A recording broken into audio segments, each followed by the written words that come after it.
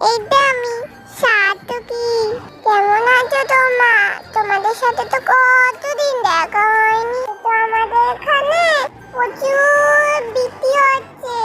হ্যাঁ, ওই জন্য মাম্মাম বললো আজকে আমি নানি করব না। মাম্মাম বলেছে গা মুচু মুচু করে দেবে। উফ, হয়েছে রে বাবা, হয়েছে। তাড়াতাড়ি না তো, আমি না সাজুগুজু করে আসছি। ও মাম্মাম মাম্মাম মাম্মাম গো, আজকে না একটু পারফিউম মাখবো।